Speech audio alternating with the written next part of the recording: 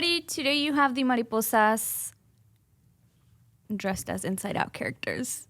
My name is Anxiety, also known as Sam. Anger. Ennui, Jair. Embarrassment, Alma. Disgust, Pamela. I don't think Anger shared his name, though. Oh. And that's a little gross. Doesn't matter. Oh, okay, guys. We are back for episode 10, Urban Leyendas y Spooky Cuentos. Ready? 1, 2, 3. Boo! We had agreed to that. Yes, we had agreed to that, and you kind of ruined it. Okay. Yeah, so for today's episode, Urban Leyendas y Spooky Cuentos con Las Mariposas de Latino Leadership Northwest. We're so excited to be back for another episode, and we came with our best clothes and makeup today. So I hope you guys really enjoy us today. As always, we want to give a disclaimer that what we say and what we share in these episodes is based off of our own lived experiences, our own personal lived experiences. Siempre lo que compartimos en estos videos es basado en nuestras experiencias personales. No somos expertos, we're not experts. So just want to give that quick disclaimer before we get into today's episode.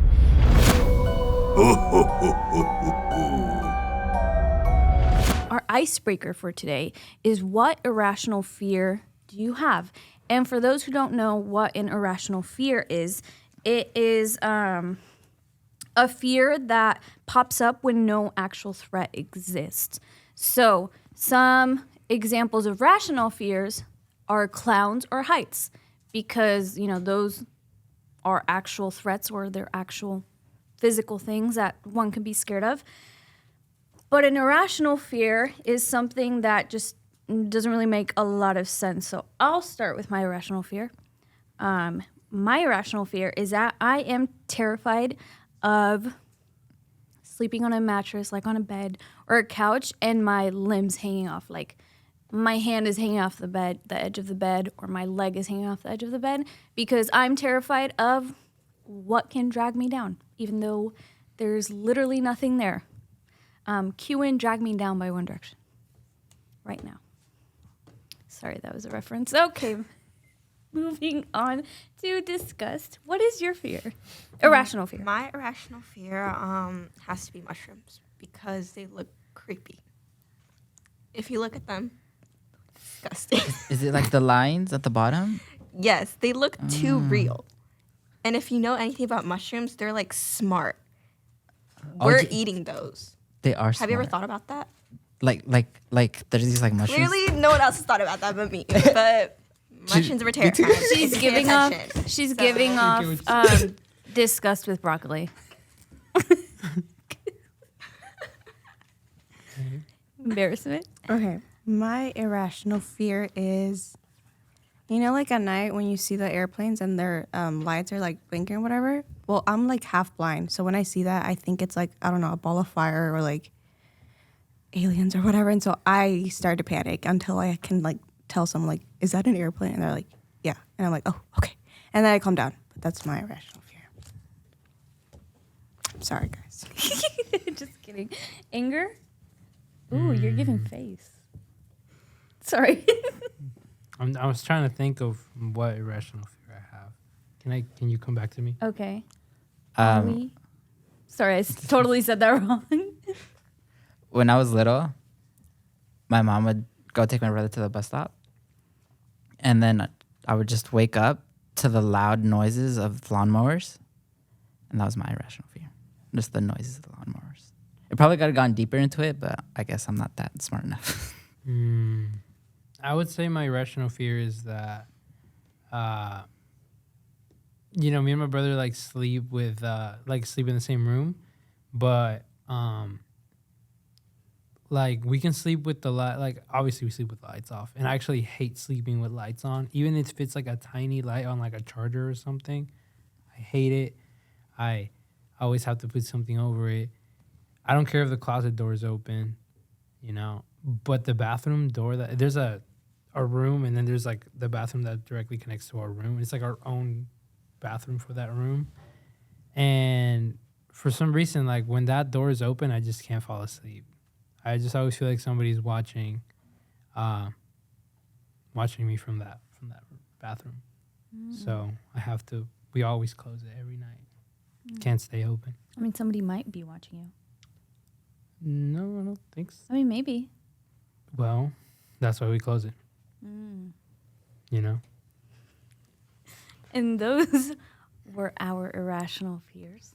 We'd love to know what your guys' irrational fears are. So if you'd comment down below and tell us what is your irrational fear. Maybe you guys have the same irrational fear as discussed with mushrooms. Who knows? So to get into our next topic, we're going to talk about, if the title didn't already give it away, urban leyendas, urban legends. And before starting, I do want to give off a brief definition of what urban leyendas are, or what it means. And according to Britannica.com, urban leyendas began appearing in folklore studies in the mid-20th century, and it was used to describe the genre of modern, quote, too good to be true, quote, stories shared through oral accounts. Don't ask us what that means. No, I'm just kidding. It's just what it means. Urban legends or urban leyendas are from all the way back in folklore and told throughout different generations, but, you know, too good to be true or too scary to be true. So some famous examples, or unos ejemplos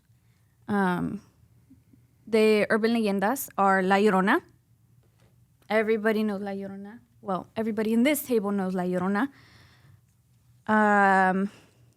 Bloody Mary. Bloody Mary is like a folklore legend. Bigfoot, if you're in the PNW like us, Bigfoot is a folklore legend. And skinwalkers. Those are also part of folklore legends.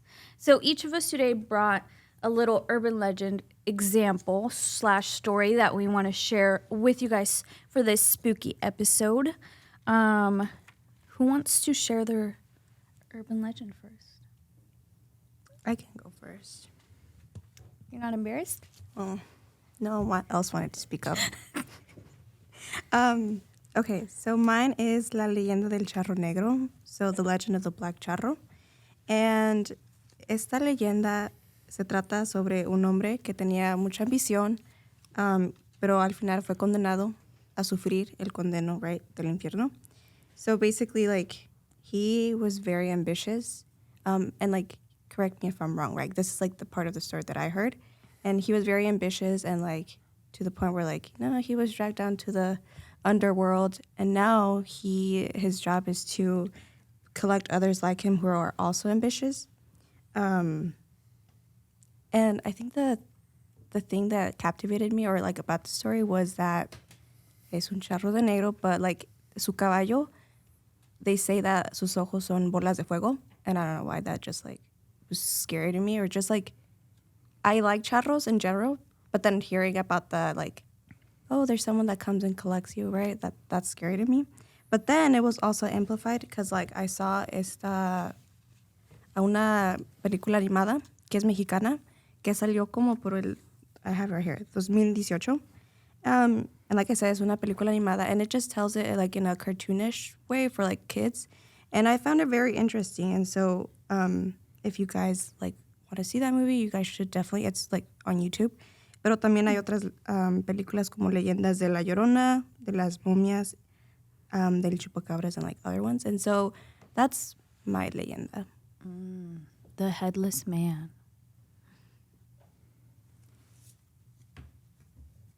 I did cucuy, also known as coco, el coco, which means coconut. Cucuy, I'm not actually sure what that means. But I know a handful of us have heard, like, oh, like, pórtate bien, no, si no te va a salir el cucuy. At least I've been told that.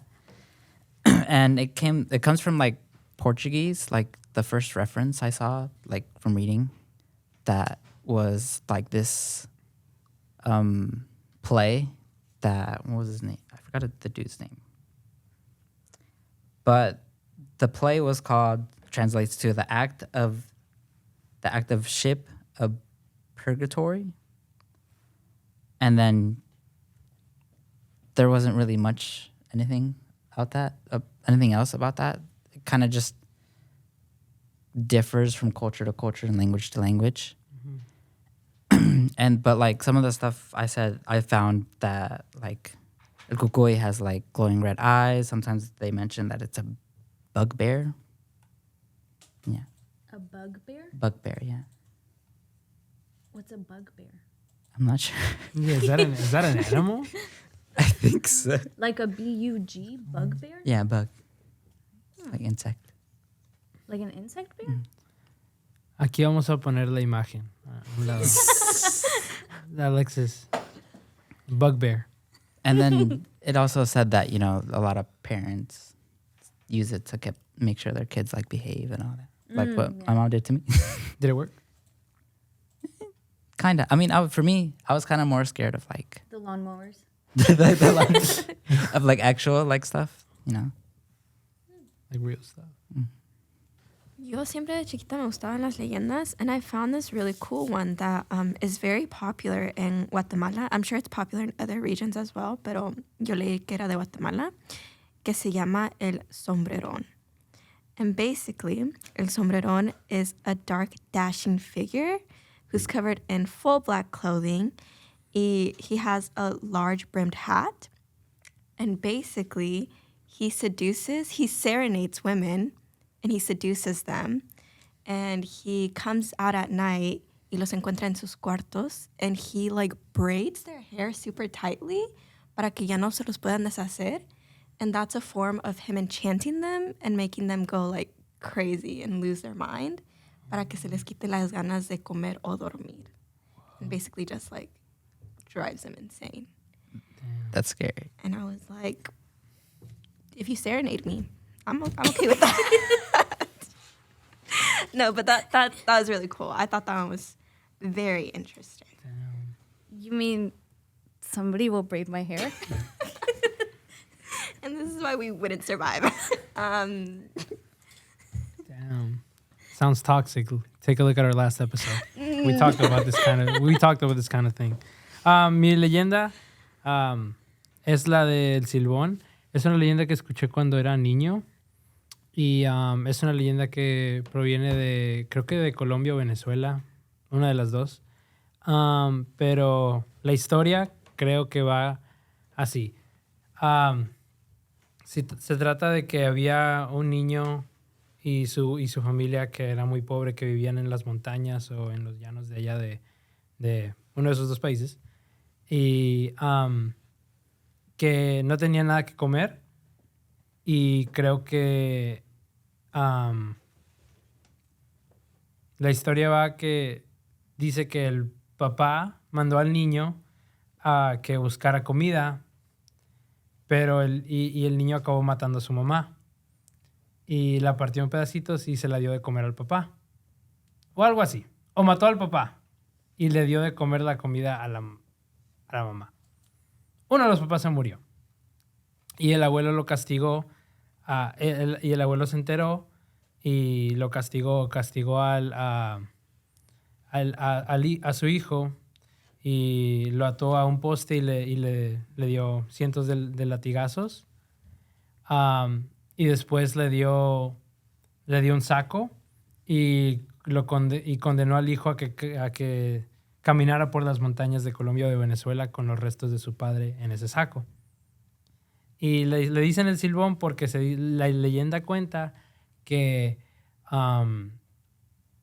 si estás caminando por esas partes, por las montañas de allá y empiezas a escuchar un silbido, que si se escucha muy lejos el silbido significa que el Silbón está a un lado tuyo y que tu vida corre peligro. Y que si se escucha muy cerca el silbido, que decir, bueno, entonces está lejos y que estás a salvo. Y cuando era niño me acuerdo que leí esa historia y me gustó mucho.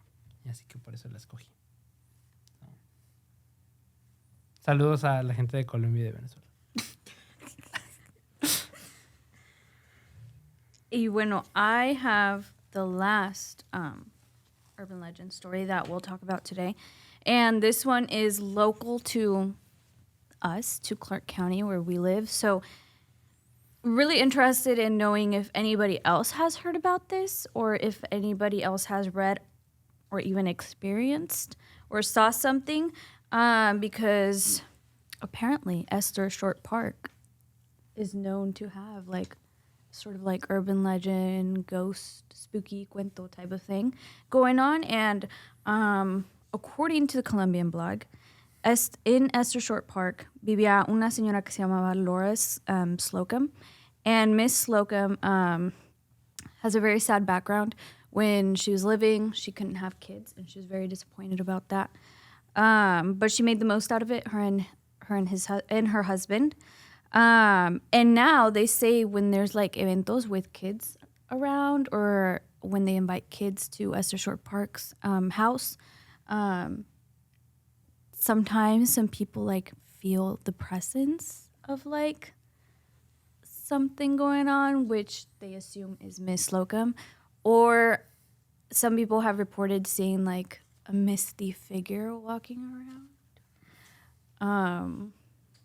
So actually, we're going to go explore it. No, I'm just kidding. We're not going to go explore Esther Short Park. But I am interested in knowing if our viewers know anything about that, if they've experienced Miss Slocum's presence, maybe. There was, in the Colombian blog, there was other examples, other encounters of, for example, a man who was taking a bath and then he kept on seeing like something pass by or like moving around the towels or whatever, and he kind of brushed it off. And then he told somebody else, and that person was like, there's no towels there. There was something. And then he was like, oh, okay. So that is our local like Clark County urban legend type of thing in downtown Vancouver with Esther Short Park. So let us know if you guys have any experiences, if you guys have heard the same story or a variation of the urban legends that we shared today, or even the examples that we said earlier with like Bloody Mary or La Llorona or Bigfoot. Maybe those are the urban legends you have experiences with. I don't know, but comment down below and let us know because we want to get our spook on. Ooh, I said it. We want to get our spook on this October. And now, instead of talking about like urban legends, we want to talk about like personal, like scary stories that we've experienced ourselves or nuestros papis have experienced. Because I know my family definitely has some, but I don't know if y'all's families do. There's a couple. The random man at the store came about a rat. I'm just playing. There's a couple. I'll start with mine. This one time we were watching like a scary show about like haunted houses and all that. And out of nowhere, like there's a cross that just falls and we just book it out of the room. Damn. Out of nowhere? The cross was hanged. But it just fell. But it just fell randomly. Yeah. Was it badly placed on the wall? Or was there something more? I'm not sure. That's a good question. Was it just you and your brother at the time? Or was it you with your whole fam? No, it was my brother and a friend. Oh. And you all booked, wait, how old were you? I was like 5. Oh, damn. Yeah, that would have been scary as 5-year-old. Damn. And we kind of just like laughed it off afterwards. Do you remember? Yeah. Oh, you remember? It scared you that much as a 5-year-old? Do you remember? It didn't scare me that much, but Oh, it didn't scare you that much. it scared me in the moment.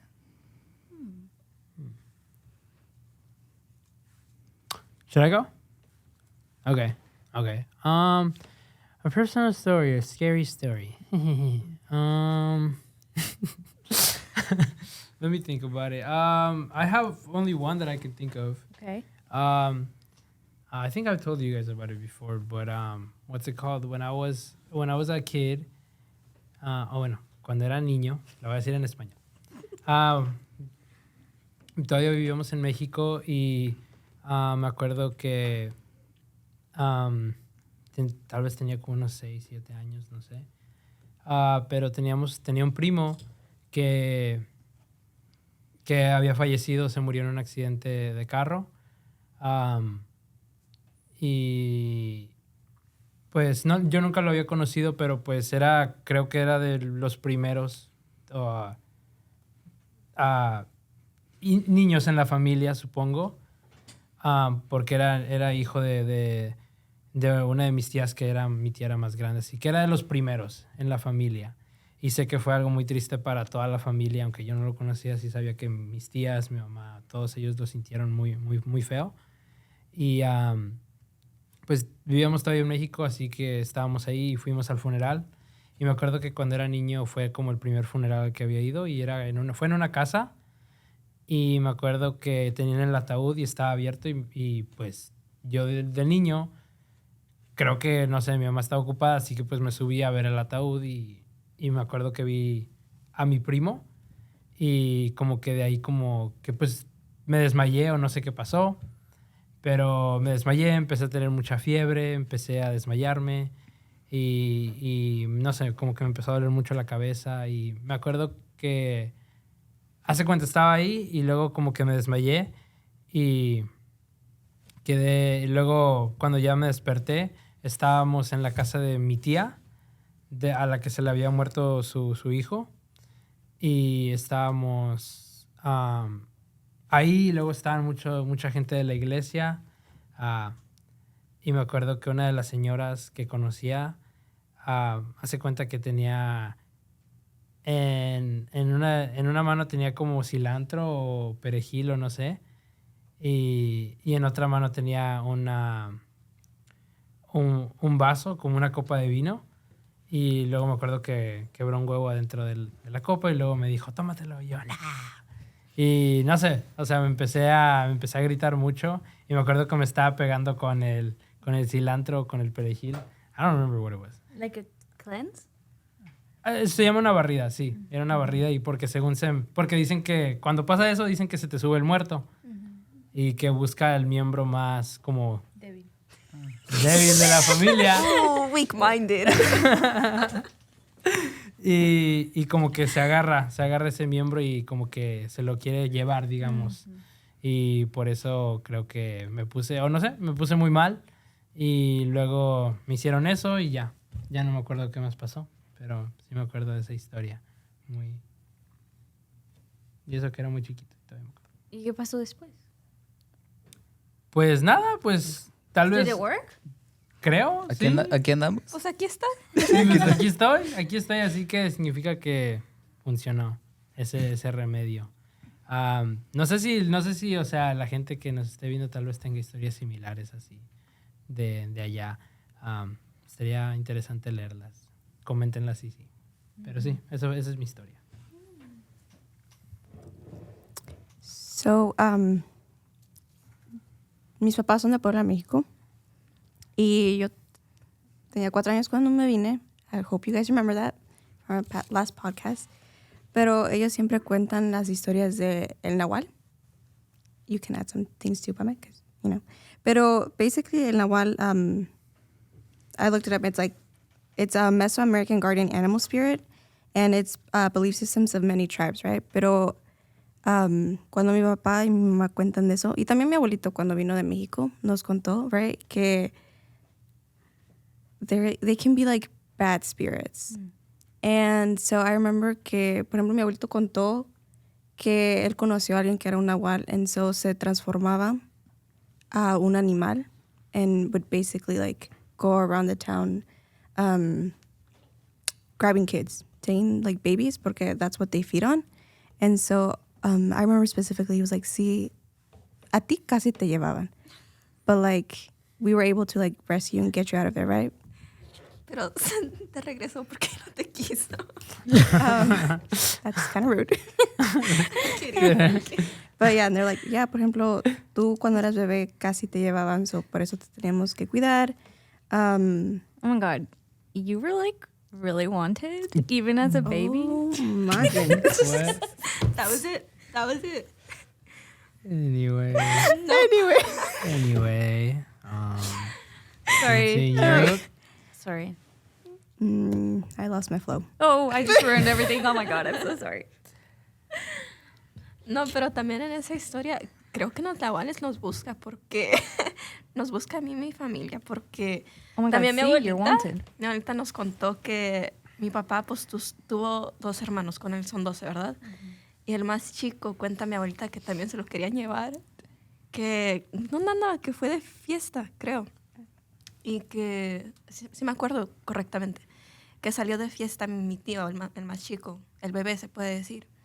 Y que andaba afuera, ya eran como las 2 de la mañana, algo así. Y que empieza a gritar que se lo quieren llevar. Y que sale mi abuelito y que, pues allá se usan las pistolas, ¿no? Las escopetas. Y que empieza a tirar y que dice mi abuelito, no, se me hace que se lo querían llevar en Nahual. Porque ahí se escuchó el animal como se habrá transformado. Y eso es lo que se lo quería llevar. And I was like, damn, ¿por qué no me quedé a ver si they tried to take me?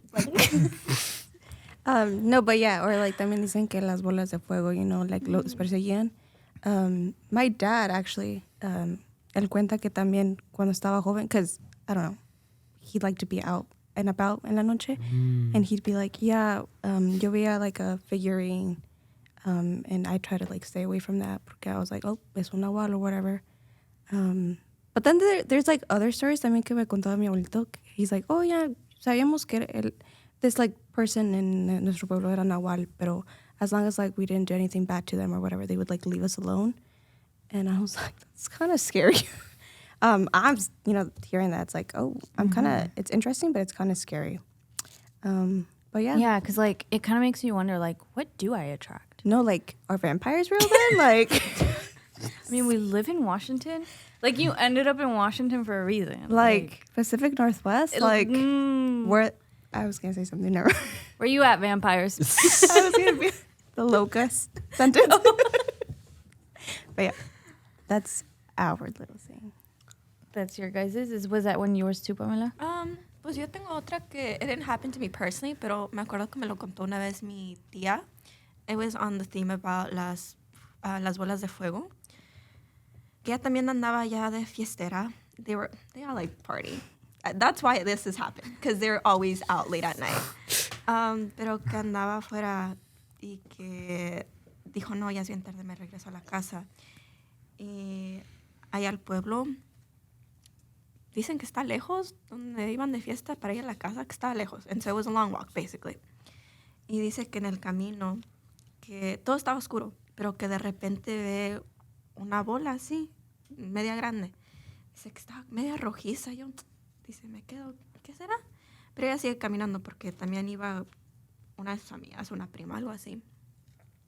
Y que van y que se están acercando a la casa y que no, que la siguen las bolas. Y luego que como que se fijan y dicen, no, es una bola de fuego. Y que mi tía dice, no, y lo peor es que mi mamá, o sea, mi abuelita, cerró la puerta con seguro. Y pues yo tratando de entrar a la casa y está con seguro. Dice, no, que me trepo arriba en el roofing. Like, para entrar por la ventana porque qué miedo. Oh my. Pero she talks that she distinctly saw the figure, like the shape and everything. She's like, you don't know what to do in that instance. So my instinct was like, just get home, get through the window. Y que luego le volvió a contar la historia a mi abuelo. Y es cuando mi abuelo le dijo, no, te siguieron las bolas de fuego, ¿eh? Hay que hacerte una limpia también. And so, yeah, so basically, guys, don't be out late. Like, mis tíos, like, paren de andar afuera. Quédense en casa. That's our story. That's your story. I actually experienced La Llorona. Did you? No, I didn't actually. I was about to say, like. I mean, yes, but like I don't remember anything because I was a newborn baby. I mean, not a newborn. I was just a baby. I was a You said young proof? baby. Allá en el pueblo en México with my parents cuando I think mis papás apenas se habían casado. Y yo nací. Okay, it was like probably like 1 año, 2 años después that they got married. And estaban viviendo en la casa de mi abuelita. And then at night, you know, everybody was getting ready to go to bed and whatever. And then all of a sudden they heard, you know, the dog started barking. And everybody was like... And then, like, after the dog started barking, there was like a wailing sound, like a wail, like a... I'm not going to imitate it, but like there was like a wailing sound that sounded what, you know, lo que dicen que suena la llorona. And that's what my mom and my dad heard. And I was in the room, so like technically I heard it too, pero no me acuerdo. And, oh God, what was I going to say? Yes, maybe. Oh, my mom refuses to believe that it was actually La Llorona, because, I mean, desde siempre ha dicho que a ella le decían, you should be more scared of the living than the dead. Like, debes de tener más miedo a los a los vivos que a los muertos. And so my mom's like a huge believer in that. And so she like doesn't think it actually was La Llorona. She thinks it was, I don't know what she thinks it was, but it was something else. Pero, I mean, the dog started barking and then everybody heard that. And then everybody got out to like inspect para ver qué era. Y everybody was like, and then the night ended. But yeah, that's one instance of like coming close to that sort of thing. Y another story that I was told by my mom, pero esto le pasó a mi abuelita when she was younger, en donde vivían antes, and her and her sisters, me and my grandma's sisters and her, they were young, eran jóvenes, and there was this like little ghost, this fantasma, era un niño, creo. Yeah, un niño, pero flotaba, like se veía que flotaba. Y I don't remember, but I'm probably not telling the story right, and I don't remember it as well. But basically, the point was que el niño les hacía cosquillas or whatever a mi abuelita y a su hermana para que siguiera el fantasma, you know, to follow the little ghost boy. And it seemed like the ghost boy was trying to show them something. Les quería enseñar algo, pero obviously mi abuelita y sus hermanas were like super scared, and they're like, nah. And so they told su mamá de ella, o sea, mi great grandma, I think, and vino, and like one night when the ghost boy appeared again, she like cussed him out. she's like, leave, like, you know, le echó muchas vigas y se fue. Y ya nunca regresó para atrás el niño, like ya nunca regresó. But like a week later, maybe some few weeks later, en donde vivían, there was like a little alley, and the neighbors encontraron como una box llena de gold, or like llena de dinero. And so it's assumed que el little fantasma was trying to get the girls to follow him out to the money, to like see the money. Y los vecinos, pues los finders keepers, encontraron el gold y ellos se quedaron con el dinero. Pero could have been rich. That kid was like, I'm gonna go to this family. Yeah, like, man, you guys are rude. Forget y'all. Damn. That's such a common theme, though. Siento que en las leyendas, especialmente like, de donde somos de Puebla, habla mi papá que siempre hay dinero. Or like there's always gold buried somewhere, and like it's up to you que si la arriesgas, a ver qué te pasa si te lo llevas. Because that's what he said happened to like uno de sus amigos que andaban paseando y que lo encontró, and he was like, should I take it? But like he's like, no, because like you don't know whose that was before. Yeah. It's always tied to something. That's what they believe. It's tied to un espíritu, otra familia, no, que ahí lo dejó, y si te lo llevas sin permiso, pues like. Yeah. And so it's been a while, actually, since my mom told us that story, but it's the one, like, desde que éramos chiquitas, like, I remember that story, like, all the time. And then there's another story that my mom likes to tell us, y no sé si es de verdad o no. I mean, probably it's just one of those stories that gets passed down, you know? Like an urban legend, like a folklore legend. Y es de una señora que tiene el pelo super largo, super oscuro, super negro. And she was like more wealthy. And then she had a ring, and there was this like really big and beautiful ring or whatever. And one day she died, and she got buried, and her maid, who was like, su ayudante, que la ayudaba, before she got buried, cut her finger off because she tried to take the ring off, pero no pudo porque se le había hinchado el dedo. Entonces, she just cut the whole finger off to get the ring. And then my mom tells it so much better. Like, le pone mucho drama. And so then at the end, the way my mom tells it is like, y luego una noche, like, la señora, la ayudante or whatever, se está durmiendo, no sé qué. And then she sees like a figure with like long dark hair coming to her. And la señora le dice, ¿quién eres? ¿Qué quieres? And then my mom, she goes, mi dedo! Because like, and it's really funny. Actually, I should have brought my mom to tell this story. But it's super funny how she tells it. But it was like one of those scary stories that she would tell me and my brothers growing up. And that's one I remember a lot. I got another one. This one time, my mom tells me this story, and like, I guess my uncle was like out and about doing stuff he shouldn't be doing as like, I think he was like a teenager. And then my grandma told him, cuídate, por si no, se te va a salir el diablo. And little did he know, some figure popped up and he went running home. Spawned out of nowhere. Damn. And then mom was like, y jamás hizo cosas travesuras. Salió. My dad swears he's seen the outline of La Muerte. Damn. Like, I'm like, Dad, I don't think that's a good sign. Just out and about, or like we were. I won't expose too much, but we were at somebody's house. Oh, And so he's like, damn. what Like, kind of like he saw it stuff were around they the in? person? No, he saw it like it was like a shadow on one of the bedroom doors. That's terrifying. Isn't that scary? And my dad, Doesn't. he doesn't. He's not lying He's a just for man. funsies. Like, he's like, no, like, I swear I saw it. And I was like, I we're think I've literally seen- staying here for 2 more days. Why were you telling us this? I think I've seen those on a door. Yeah. Oh. It wasn't none of my doors. None of mine. Yeah, none of my house. Damn.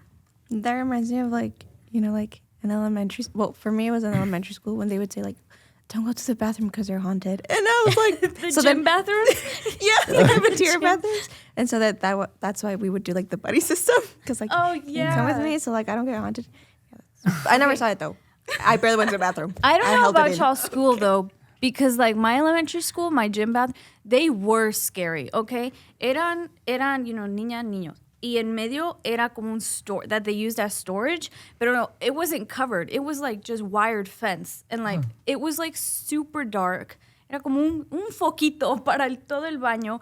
And, like, it was a scary, dark place in there. Like, I was genuinely scared to go in and use the bathroom. I really did think it was haunted. Y luego, you know how, like, a veces there's, like, huecos, there's, like, spaces in the bathroom stalls. And so once I went there and I swear I saw a red eye. Oh. I swear I saw a red eye. Oh, my God. I just remembered. You just brought back, like, a memory. Oh, my God. Anxiety. Calm down. Anxiety. Relax. I don't think I was scared of the bathrooms, but I was more scared of the gym when it was empty. Because I remember after I'd be done, because like I did sports, right? And after it, like it'd be dark outside, but we'd go into the gym to like stretch or whatever. What the gym looks like inside when all the lights are turned off, you don't know what's going to pop out. That's terrifying. That is terrifying. You just... me acabo de acordar de cuando era niño y iba a la guardería allá en México. En Laredo era una guardería... Bueno, no me acuerdo del nombre, pero los que viven allá en Laredo tal vez sí sepan. Era una de esas medio así, de esas bonitas. Pero me acuerdo que cuando éramos niños, pues ya ves, en la guardería una de las actividades es que duermen a los niños, like nap time. Y me acuerdo que una vez, no es una historia de terror porque, o sea, uno de los maestros se salió de su... Hace cuenta, nuestro salón estaba como en una esquina y nuestro salón tenía puertas hacia afuera, que era donde estaba como los jueguitos y todo eso. O sea, era... y tenía ventanas así grandotas. Y me acuerdo que uno de los maestros salió, se puso una máscara y empezó a asustar a todos los niños. Y me acuerdo que un niño estaba afuera. I don't know why the kid was outside. But that kid, like, I still remember his face. I was just full of fear as the dude was approaching him. And I was crying. And I saw the kid, and the kid was crying, looking at me like open the door. I said, I'm not opening this door, bro. I just remember that. The trauma's You coming. also just remembered that? Yeah. We're remembering a wasn't lot during this episode. I just remembered a bathroom story too. I walked in because my hand. No, I was in elementary school. I was gonna go wash my hands, and then I just see this kid just everywhere on the floor. Oh, well, just that using, is scary. just using the That is bathroom on the scary. floor. That is scary. También me acuerdo que allá en una de las escuelas que estaba... Urinating. Thank you for adding that. También eso de los baños. Sí. Pero me acuerdo que a la escuela a la que iba, o sea, el baño ni se podía ni usar. O sea, era nada más... O sea, era un baño, o lo que era un baño hace como 60 años, pero no había luz, no había ni un lavabo. Y el excusado, o sea, ese baño no había sido limpiado como en 20 años. And it had no lights. And it was like, I remember just walking in one time and I was like, never again. I was like, I'm not doing this. I just held it in. So You just sold it in. just held it in. I don't know about y'all, but when I was younger, I was on YouTube searching up urban legends, spooky stories. I was on scarystories.com all the time. And one of the videos that I watched when I was younger was the Hello Kitty video. And I look up Amina because she really loves Hello Kitty. And this is nothing against my Hello Kitty lovers, okay?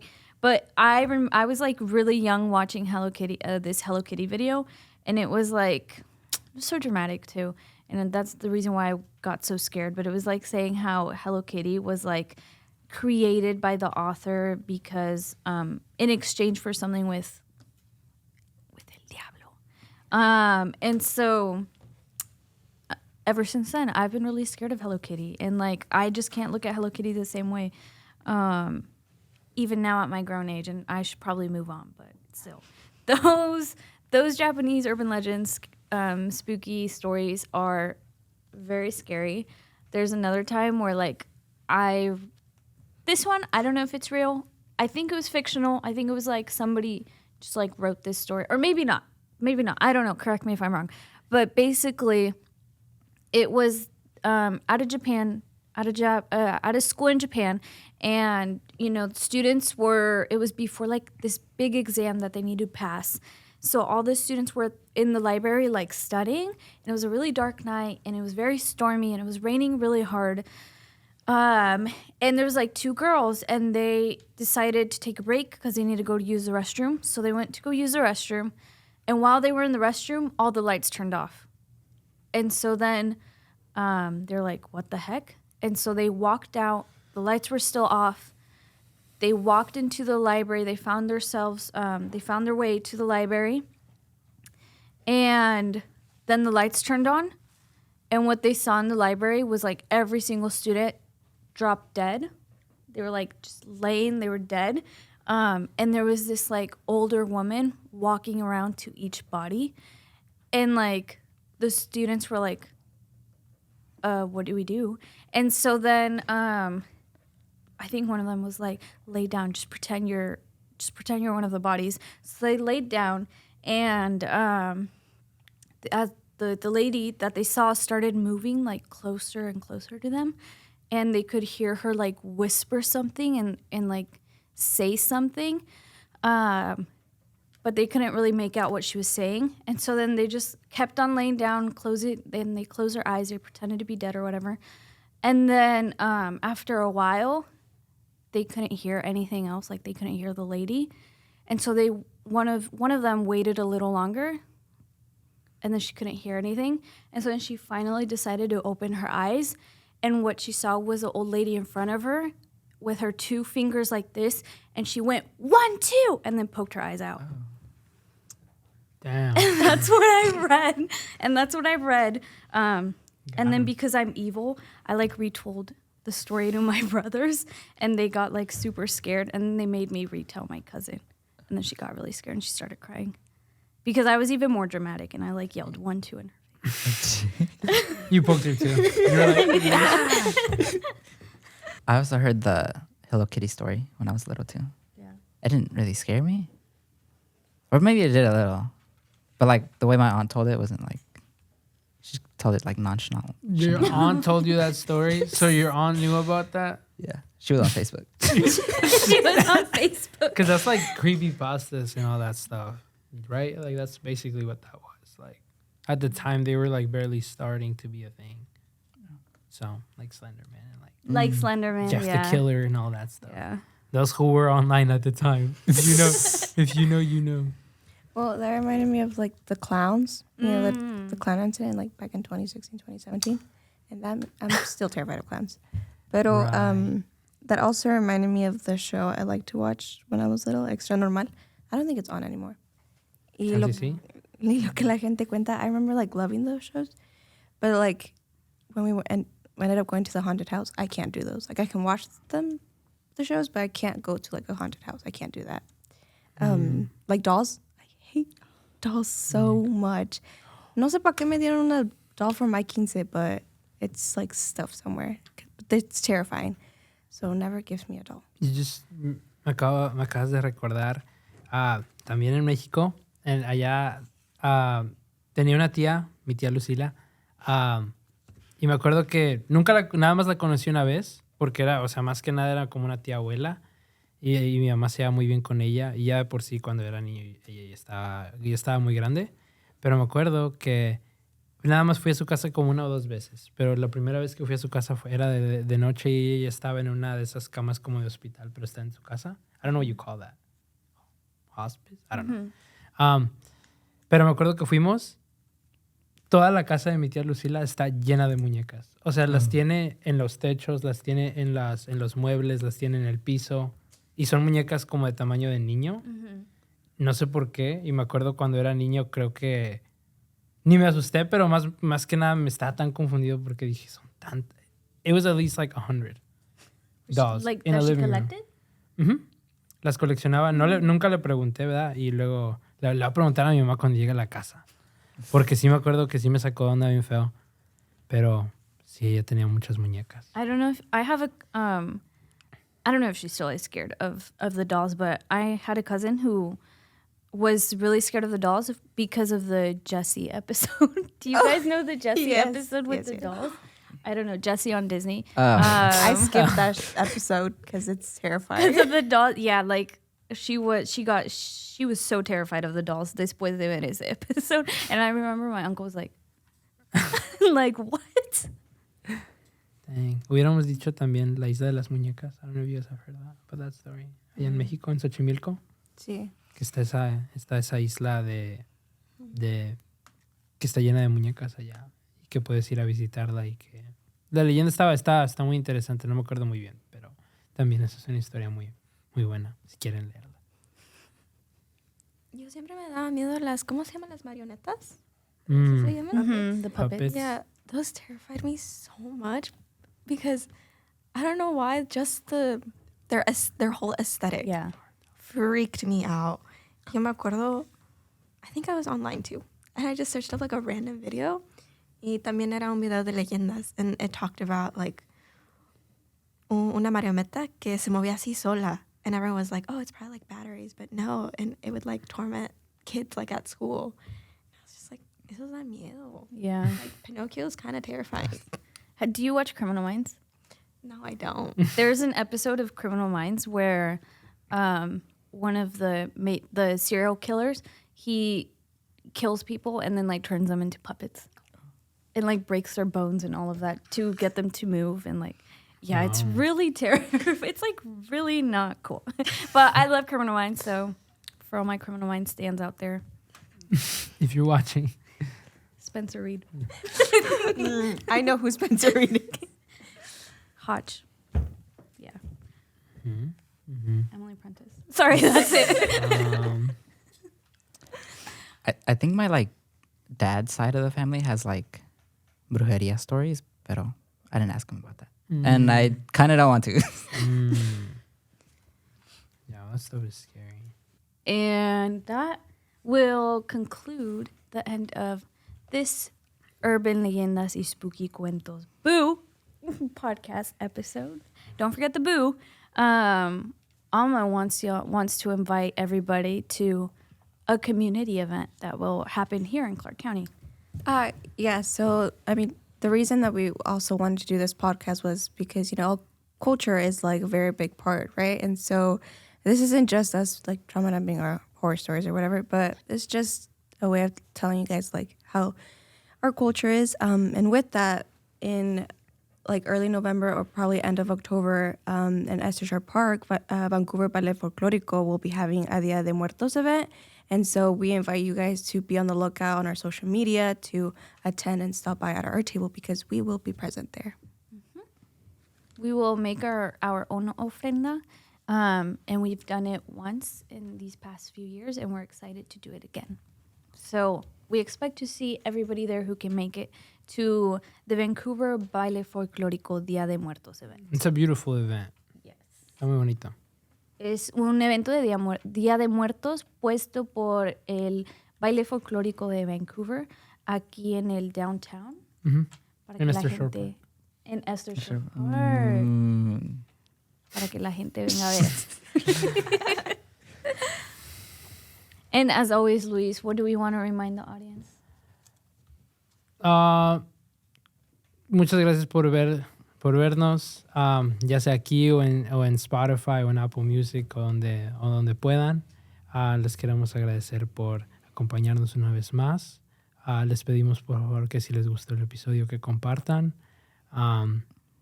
y que le den like y que comenten. Comenten cuáles son las historias de sus familias, que eso es lo más interesante. Es lo más bonito que podemos compartir, las historias de nuestras familias. Así que si tienen una, por favor, coméntenla. But also comment if you thought we looked cute today. También eso. Yeah. Thank you to the Únete Foundation for sponsoring the videos. Muchas gracias. Uh-huh. Muchas gracias. Okay, yeah. Thank you so much for watching. We'll catch y'all on the next one. Peace out. This episode was brought to you by Latino Leadership Northwest and funded by Únete Foundation.